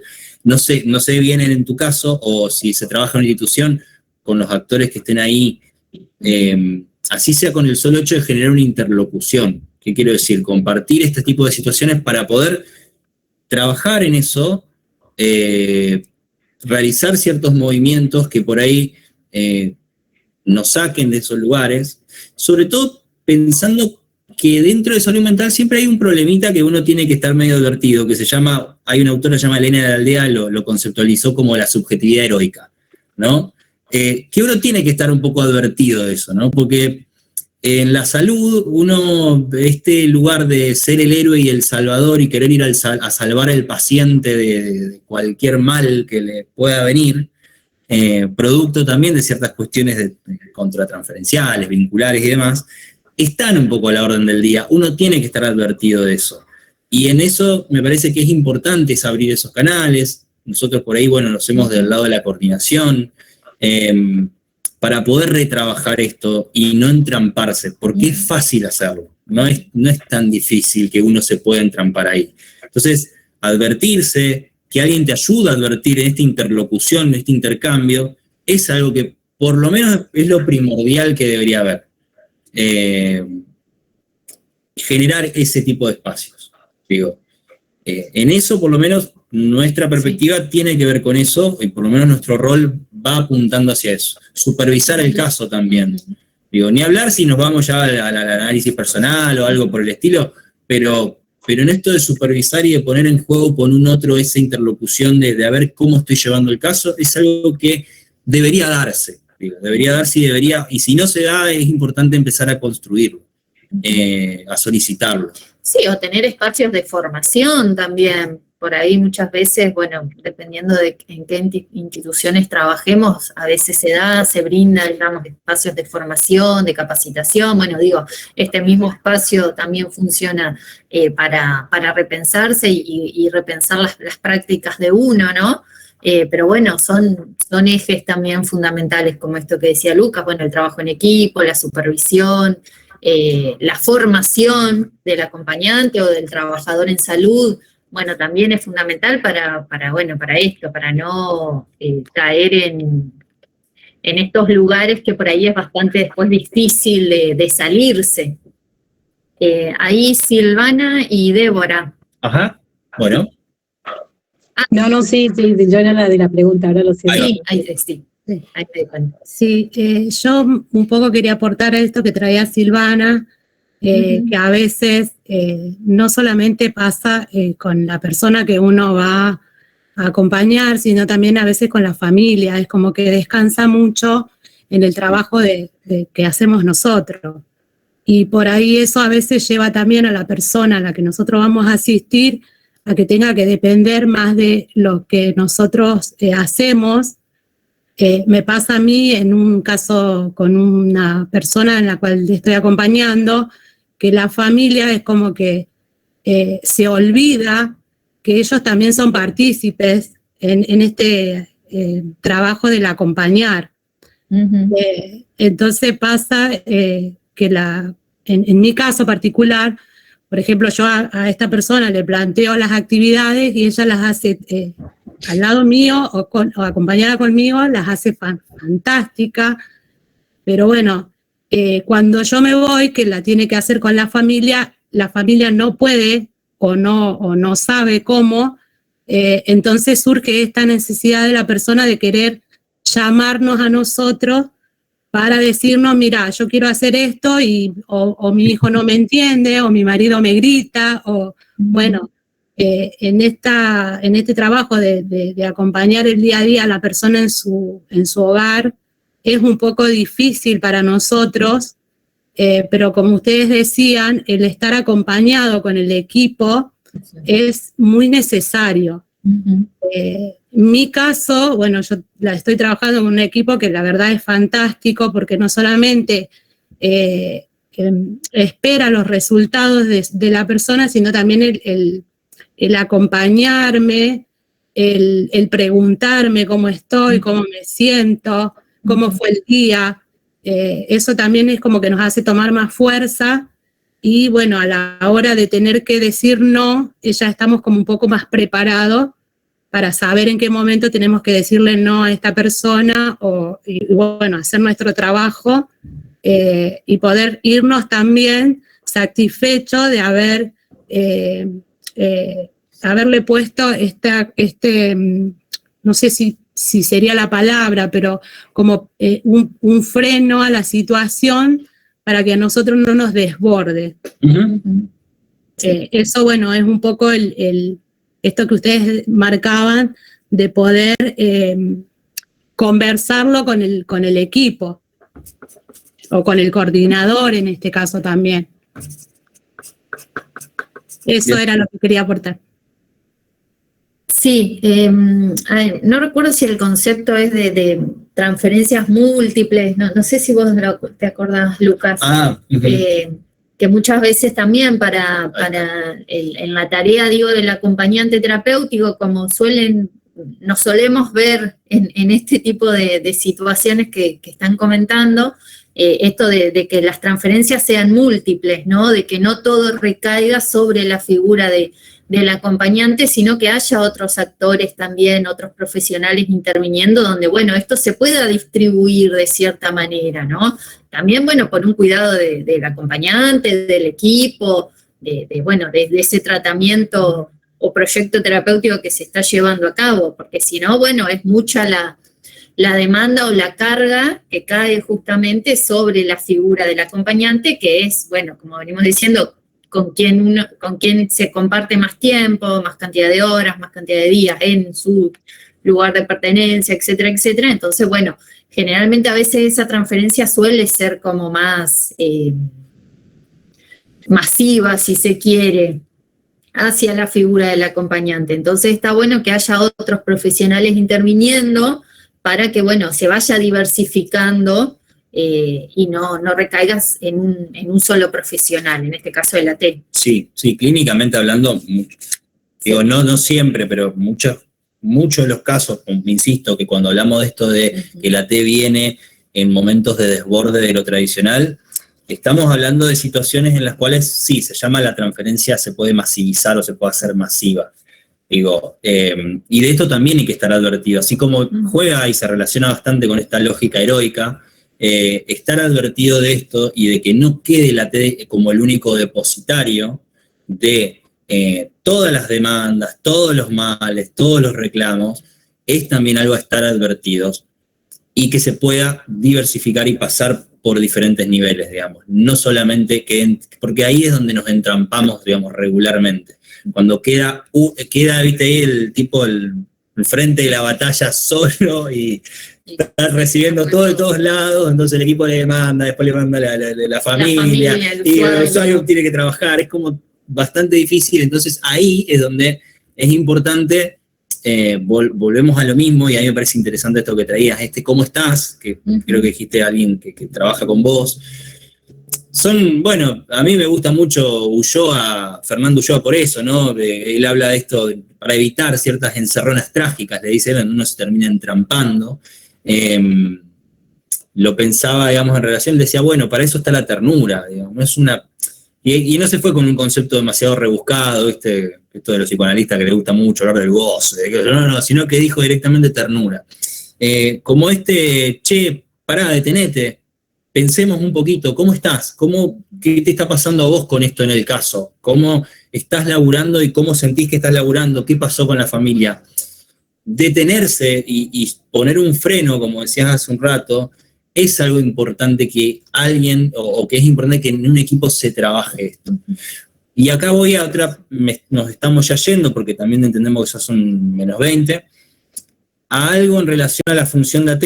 Yo solamente quería leerles una breve definición, porque también me parecía que era importante traer a algún autor que hable o que realmente dé una definición del asunto, pero también irnos a la parte de lo que es el laburo interdisciplinario en redes.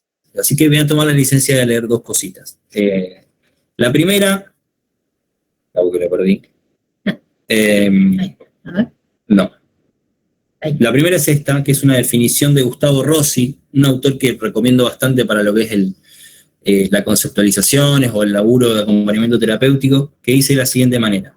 El AT es un recurso clínico especializado que opera desde un abordaje psicoterapéutico en forma articulada con el profesional o con el equipo terapéutico que lo indica. Se incluye en el tratamiento interdisciplinario de pacientes severamente perturbados en situaciones de crisis o emergencias y en casos recurrentemente problemáticos o que no son abordables para las estrategias psicoterapéuticas clásicas. Algo de todo lo que ya venimos charlando. Se desempeña especialmente en forma ambulatoria en el entorno habitual, familiar y social del sujeto.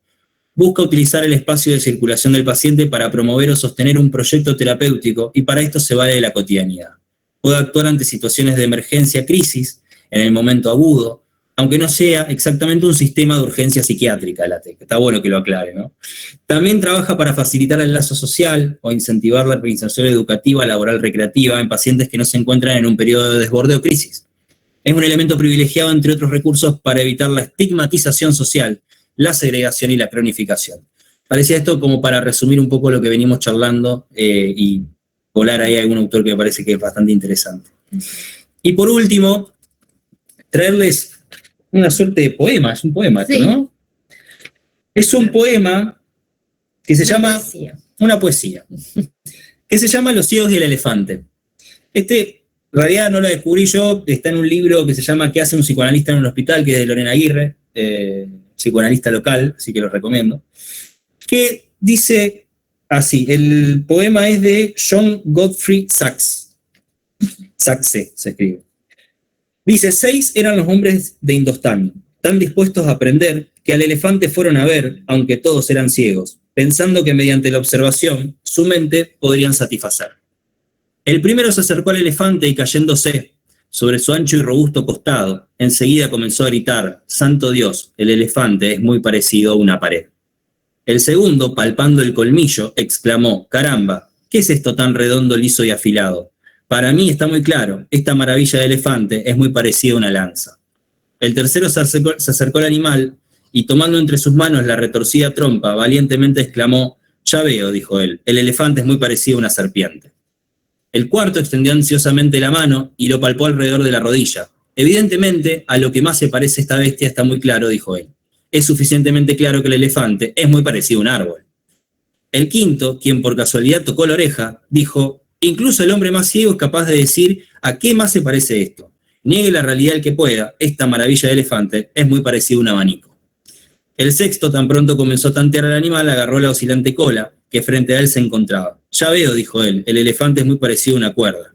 Y así estos hombres de Indostán discutieron largo y tendido, cada uno aferrado a su propia opinión, por demás firme e inflexible, aunque cada uno en parte tenía razón, y al mismo tiempo todos estaban equivocados. Digo, voy a tener una anécdota porque estoy viendo acá que aquí hay alguien que lo había mencionado en su momento, de la última charla, cuando estábamos trabajando en reunión de equipo AT hace unos, vamos a ver, 3 años atrás, Teníamos un caso en el cual, bueno, justo en ese momento, viste, el acompañante terapéutico muchas veces es estudiante de, o es el primer trabajo de alguno, y empieza con eso. Entonces, justo dio la casualidad que en ese dispositivo éramos todos estudiantes de psicología. Entonces estábamos todos con lo que hablaba, que decía, que el pasado, que bueno, las emociones, su historia de vida, todo, la narrativa. Justo entra una persona a trabajar como acompañante que era estudiante de trabajo social. Entonces, ya me conté esa anécdota, pero entonces ella... El público se renueva. El público se renueva. Hablando de todo, ella empieza a tener acompañamientos al tercer, cuarto encuentro, llega a la reunión de equipo, y mientras nosotros hablábamos del caso, ella dice, che, ¿pero se dieron cuenta que no tiene puertas en la casa? Nadie había reparado, después de hablar todo de las emociones, el pasado, de un montón de cosas, nadie había reparado que no tenía puerta. Como nadie tampoco había reparado en el barrio en donde vivía, en qué elementos había ahí. Digo, ahí alguien trajo algo para los ciegos que estábamos viendo una misma situación. Nos trajo una sola parte. Éramos encima 5 que veíamos bueno, lo mismo todo.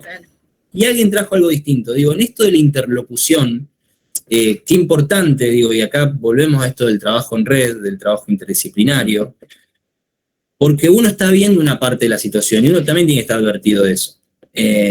La importancia de que en la interlocución uno pueda generar nuevos puntos de vista y poder construir otra cosa.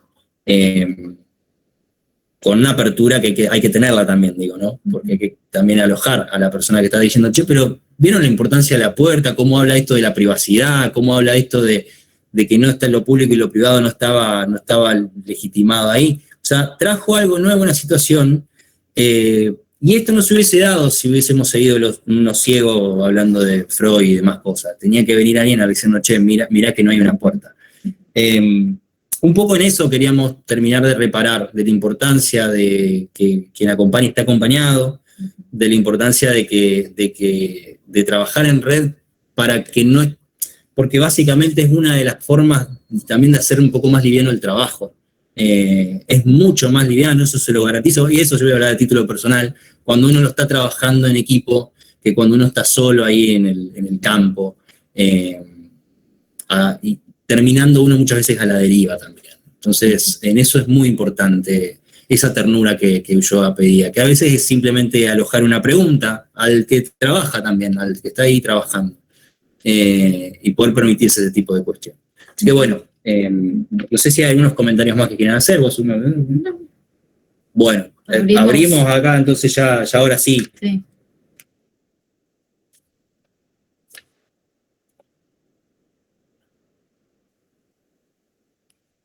¿Alguna resonancia, algún comentario? Bueno, yo me acuerdo de Geraldine que en el primer encuentro había hablado sobre esto de... quedó grabado en el chat, que ella decía que, digamos, que ella entendía que este trabajo se hacía en un equipo, pero que con las personas que trabajaban antes no encontraba eso.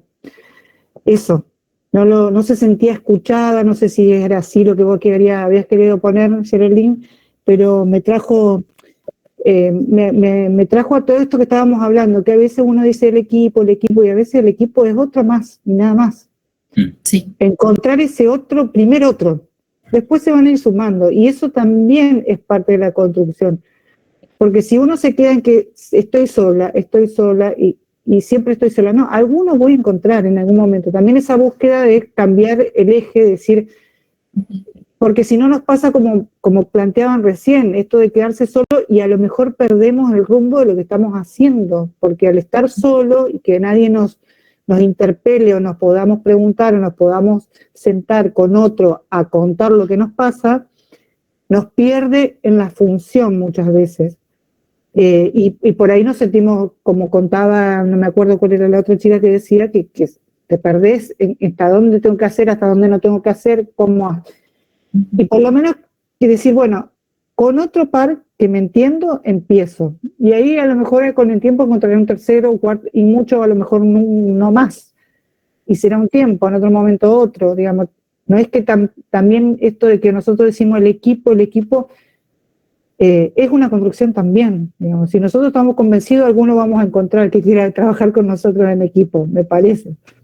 También es un objetivo que uno se tiene que poner, como decís vos, Luca, si uno, porque terminas frustrado no sabiendo si haces bien o haces mal lo que estás haciendo. También lo dejo como una reflexión a eso. ¿Cómo? Pero no te escuché bien. Eso último. Claro, que digamos, que también esta postura de seguir diciendo siempre que no encuentro a un otro, nos tiene que interpelar para poder no perdernos en lo que estamos haciendo o sentir que no sabemos si estamos bien o estamos mal en lo que estamos haciendo. Sí, en estos tiempos bravos que corren, es un instituyente el trabajo en equipo. Digo, en esto donde la vorágine te invita a que, bueno, tenés que hacer y arreglatelas y no hay tiempo para detenerse demasiado. Es un instituyente parar un poco la pelota, pensar y compartir con alguien y poder buscar a alguien para hacerlo. Pero siempre el que porta un instituyente en algún punto está medio solo. Eso también es una realidad. Y está bien, digamos, es así. Porque lo instituyente, a diferencia de lo instituido, siempre va a tener menos adeptos. Entonces, es también un acto de coraje, digamos, decir, bueno, vamos a buscar a alguien debe haber, a alguien voy a buscar, así sea como decís, un compañero muchas veces, de trabajo que esté en la misma, y empezar a trazar líneas. Porque es cierto, digamos, la cuestión del otro, ¿no? Pero si nos quedamos en la famosa frase de Sartre, ¿no? El infierno son los otros, después poco podemos instituir nosotros también. Entonces ahí hay un lugar que nos debe invitar a ser también los protagonistas un poco de esos nexos, de esa búsqueda. Lo interdisciplinario se construye, y bueno, ya han advertido algunos autores que hasta es algo siempre a construir y siempre está por caerse, entonces implica siempre una apuesta. Por eso digo en esto, de vuelta al título que decíamos, esto de la apuesta de lo clínico. La apuesta es esa, de tener que ir y buscar de vuelta y renovar eso. Así que bueno, sí. Sí, a ver, pensemos también que hablamos mucho de esto de equipo interdisciplinario, pero bueno, a ver, los equipos están conformados por personas, digo. Entonces ahí también entra, bueno, las particularidades de cada uno, cómo piensa las situaciones, qué apertura tiene para escuchar a estos otros interlocutores o no. Ahí sí coincido en esto de que sí, se puede ir armando equipos. Si no hay equipo que pueda acompañar, que pueda ahí ofrecer una escucha, bueno, está bueno sí poder ir generándolo uno desde su propio lugar, para no quedarse, digamos, en la posición meramente de queja, ¿no? Entiendo que por ahí quizá puede venir también eso. De generar estos diálogos con otros posibles.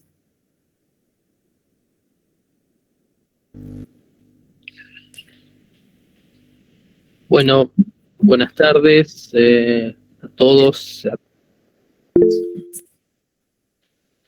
Buenas tardes. Ahí llegó una consulta, pero entiendo que es para la parte más de Sí, ya entendí. Las actividades que dimos fue para la gente que ya anteriormente se había anotado sabiendo que no iban a poder estar en forma virtual en este momento.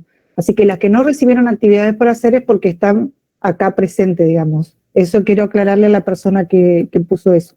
No sé si se entendió.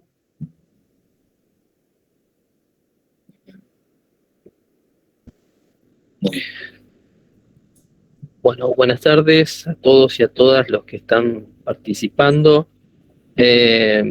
Agradecerle a Juan y a Zulma por la exposición, la ponencia que hicieron.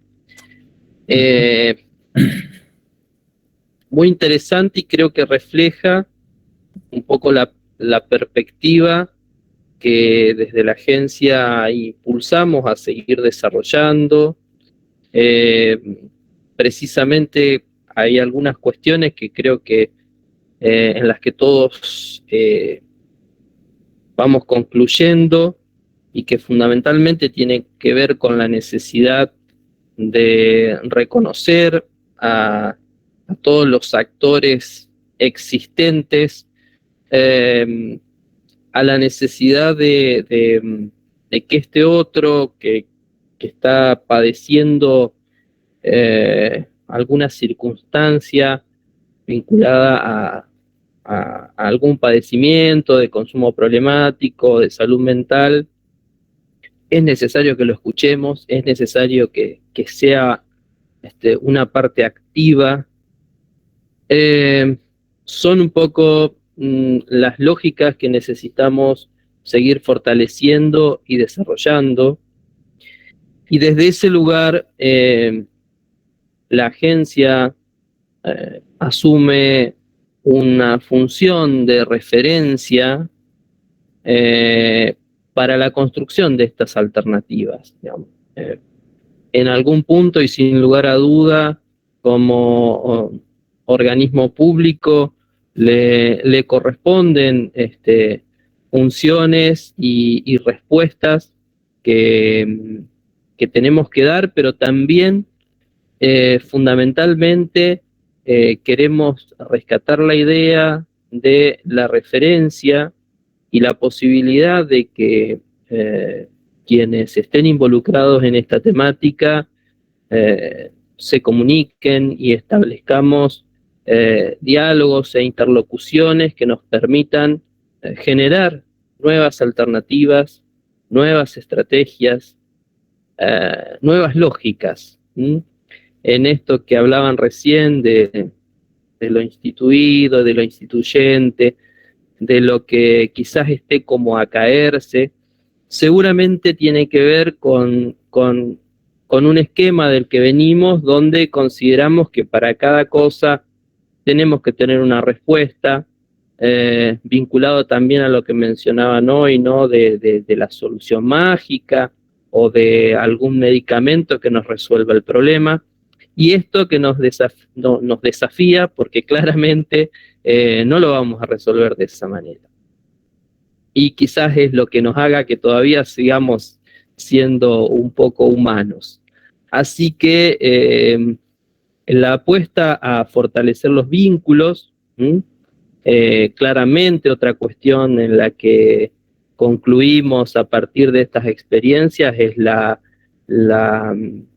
fragilidad, la dificultad en los vínculos de las personas y de los entornos con los que trabajamos. Entonces, sin lugar a duda, es parte del trabajo fundamental que tenemos que hacer. Y la verdad que va a ser muy difícil que avancemos o mejoremos esos vínculos si quienes estamos interviniendo supuestamente entendemos sobre el tema y tenemos que plantearnos estrategias, también tenemos dificultades para vincularnos o lo hacemos desde un lugar individual. Así que la verdad, ha habido hasta 80 y algo de participantes a las 15 horas, un horario que si bien quizás facilita a veces hacer una pausa, pero sabemos que la siesta es la siesta, así que la verdad que rescatar el compromiso de todos los que han participado y de quienes han desarrollado las ponencias a lo largo de estos encuentros, el agradecimiento y el compromiso de seguir trabajando desde la agencia, agradecerle también a Delia y a Marina y al grupo de capacitación, a Gonzalo particularmente. Estos encuentros han sido grabados, va a ser un material que está a disposición. También les va a llegar un material que venimos trabajando de manera, con un formato que intenta hacer una biblioteca virtual, donde el equipo de capacitación pone a disposición material que desde la agencia recomendamos. Y son recursos que vamos poniendo a disposición para seguir avanzando en el trabajo que sin lugar a duda hace falta desarrollar y seguir creciendo. Así que de mi parte nada más agradecerles y invitarlos a seguir participando. Seguimos con los contactos de sus correos electrónicos y los distintos modos de comunicarnos, a través del cual les va a seguir llegando la propuesta de capacitación de la agencia, y también a su vez es un canal para que ustedes se puedan comunicar y transmitirnos las inquietudes, las ideas, las propuestas, las dudas que se presenten en su cotidianeidad. Así que muchas gracias y hasta el próximo encuentro.